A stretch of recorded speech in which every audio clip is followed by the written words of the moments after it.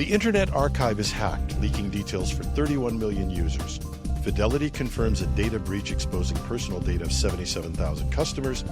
National Public Data files for bankruptcy after a massive data breach. And North Korean hackers target tech job seekers with fake interviews and malware. This is Cybersecurity Today. I'm your host, Jim Love. The Internet Archive, famous for its Wayback Machine, recently suffered a significant data breach impacting 31 million users. This breach exposed sensitive user data, including email addresses, usernames, and bcrypt hashed passwords. The breach was first publicly revealed through a pop-up message on the site notifying users that their data had been compromised and referencing the "Have I Been Pwned" service, which later confirmed the incident. Troy Hunt, founder of Have I Been Pwned, received the stolen database on September 30th, 2024, and after reviewing the data, alerted the Internet Archive on October 6th. Unfortunately, there was no immediate response from the organization before the data was uploaded to Have I Been Pwned, allowing users to check if their information had been exposed. In addition to the breach, the Internet Archive faced several distributed denial-of-service attacks, which intermittently took the site offline. The breach also included defacement of the website, likely facilitated through a compromised JavaScript library. The attack has been linked to the Black Meta Hacktivist group, with other claims coming from a pro-Palestinian group regarding the attacks. Brewster Kahle, founder of the Internet Archive, confirmed that efforts are ongoing to secure the systems and mitigate further damage. Users are strongly advised to change their passwords and check "Have I Been Pwned" to see if their data was involved in the breach. Fidelity Investments, one of the world's largest asset managers, has confirmed that 77,000 customers had their personal information compromised during a data breach in August. The breach occurred when an unnamed third party accessed information from Fidelity's systems between August 17th and August 19th using two customer accounts that had recently been established. Fidelity said it detected the suspicious activity on August 19th and immediately terminated the unauthorized access. The company emphasized in a letter to affected customers that there was no access to Fidelity accounts or funds. However, the nature of the compromised personal information has not yet been disclosed. The financial giant, which has over 51 million individual investors and manages $14.1 trillion in total customer assets, has not yet provided details on how the creation of two customer accounts allowed access to the data of thousands of other customers. At the time of writing, no information about the breach could be found on Fidelity's website. A Fidelity spokesperson confirmed to the publication TechCrunch that no customer accounts or funds were affected, but declined to answer specific questions about the incident. The company is now continuing its investigation into how the breach occurred and what steps can be taken to prevent future incidents. National Public Data, the Florida-based data brokerage firm behind one of the year's largest information leaks, has filed for bankruptcy, acknowledging that hundreds of millions of individuals were potentially affected. The company is facing a surge of lawsuits and regulatory scrutiny, but has few assets to cover the damage. The breach, first exposed by the hacker group USDOD in June, involved a 277-gigabyte file containing personal information on roughly 2.9 billion individuals. The hackers sought $3.5 million for the dataset, which originated from the National Public Data Services that offered corporate clients background checks via an API.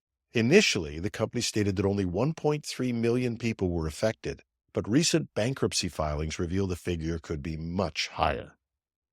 Court documents detail that the business, owned by Jericho Pictures and operated by a single person, Salvatore Verini Jr., is struggling to deal with the fallout. National Public Data may be liable under various state laws to notify and provide credit monitoring for millions of affected individuals.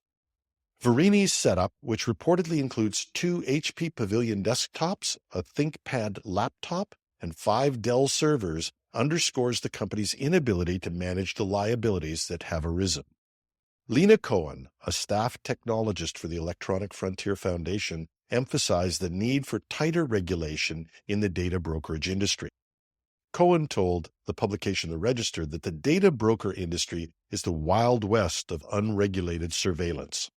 Without strong privacy legislation, companies have every incentive to collect as much personal data as possible and very little incentive to protect it.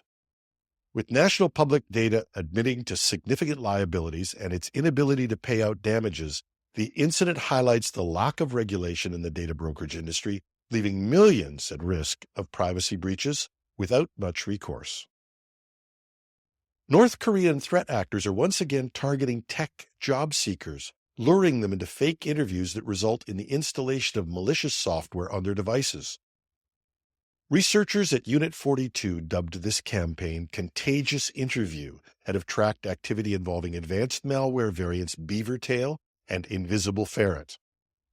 The attackers linked to North Korea pose as recruiters offering roles in the tech industry, convincing targets to install malware masquerading as video calling apps.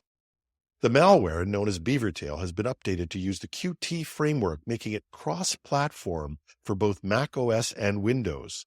It now has capabilities to steal browser passwords and cryptocurrency wallets. This is consistent with North Korean actors' financial motives, which often involve targeting cryptocurrency. Beavertail is delivered during fake technical interviews, with the malware disguised as a legitimate software like MiroTalk or Free Conference. Once installed, Beavertail opens a fake login screen while executing its malicious code in the background. It downloads the Python-based backdoor Invisible Ferret, which allows the attackers to maintain control of the compromised system and exfiltrate sensitive data. The attackers appear to be continuously refining both Beavertail and Invisible Ferret to improve their functionality.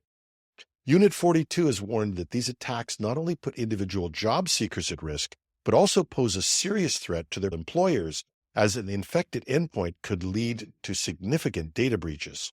The publication from Unit 42 says, without surprise, Palo Alto network products such as Cortex XDR have been effective in detecting and preventing these threats. One potential victim spotted and prevented the attack without using any technology. Despite the pressure of a supposed interview and against the supposed interviewer's instructions, he spun up a secure VM and ran the code in that environment, and was able to actually spot the attempted attack. A simple maxim saved him: don't load strange code. That's our show for today. You can find links to reports and other details in our show notes at technewsday.com. We welcome your comments, tips, and the occasional bit of constructive criticism and editorial at technewsday.ca. I'm your host, Jim Love. Thanks for listening.